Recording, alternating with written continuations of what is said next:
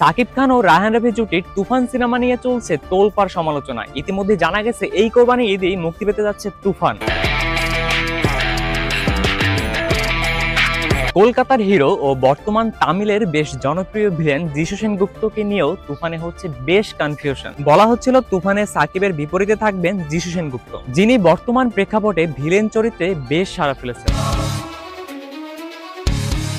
Officially ঘোষণা দেওয়া হয় এই সিনেমায় সাকিবের বিপরীতে থাকবেন কলকাতার মিমি চক্রবর্তী এবং বাংলাদেশের নাবিলা। রায়হান রাফি সিনেমা মানেই অনেক রকমের কনফিউশন। এবার তুফানের আরেকটি তথ্য নিয়ে হচ্ছে বেশ আলোচনা। সব কনফিউশন ও যুক্তি বাদ দিয়ে সর্বশেষ নিশ্চিত হলো তুফানের ভিলেন আর কেউ নয়, থাকছেন বাংলাদেশের জনপ্রিয় অভিনেতা চঞ্চল চৌধুরী। এই সিনেমায় নিজের উপস্থিতি নিয়ে চঞ্চল চৌধুরী বলেন, তুফান সিনেমায় আমাকে বিশেষ একটা চরিত্রে দেখা যাবে। রায়হান রাফি এই সময়ের প্রতিভাবান একজন পরিচালক, সেই সঙ্গে সাকিবের সাথে আমার ব্যক্তিগত সম্পর্কের জায়গা একদম অন্যরকম। তাদের সাথে একসঙ্গে কাজ করতে পারলে ভালো লাগে। আর এত বড় তিনটা প্রযোজনা প্রতিষ্ঠান এক হয়েছে, অবশ্যই ভালো কিছু হবে। তুফান সিনেমাটি প্রযোজনা করেছেন আলফা আই ও চরকি। এই তিন প্রযোজনা প্রতিষ্ঠান তুফানের আগে আরেকটি বড় সিনেমা দম নিয়ে ঘোষণা দেন।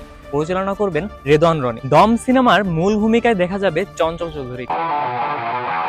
রাফি বলেন, চঞ্চল ভাই আমাদের দেশের শক্তিমান অভিনেতা। তুফানে সাকিব ভাইয়ের সাথে সাথে ওনাকে পাওয়াটা আমার জন্য অনেক আনন্দের। আলফা আই এর ব্যবস্থাপনা পরিচালক শাহরিয়ার শাকিল বলেন, তুফানে সাকিব খান অন্যরকম সম্পূর্ণ ভিন্ন রূপে ধরা দেবে দর্শকের সামনে। এমন একটি শক্তিশালী চরিত্রের বিপরীতে পাল্লা দিয়ে অভিনয় করতে পারে এমন একজন শক্তিমান অভিনেতার দরকার ছিল আমাদের। আমি মনে করি চঞ্চল ভাইয়ের কারণে চরিত্রটির প্রতি জাস্টিস হবে, তাই তুফানে ওনার সম্পৃক্ততা। চরকির প্রধান নির্বাহী কর্মকর্তা রেদওয়ান রনি বলেন, চঞ্চল ভাইকে নিয়ে নতুন করে কিছু বলার নেই, তিনি আমাদের জন্য গর্ব। দেশের গণ্ডি পেরিয়ে বাইরেও তার কাজের সুখ্যাতি রয়েছে। তার সঙ্গে আমার বেশ কিছু কাজের অভিজ্ঞতা রয়েছে। তুফান সিনেমায় তার এই উপস্থিতি অন্যরকম মাত্রা যোগ করবে বলে আমি মনে করি।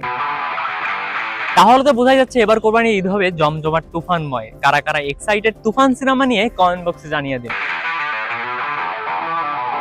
আজকের জন্য এতটুকু। দেখা হচ্ছে পরবর্তী ভিডিওতে পরবর্তী কোনো টপিক নিয়ে। টিল দেন স্টে সিনে কারিগর।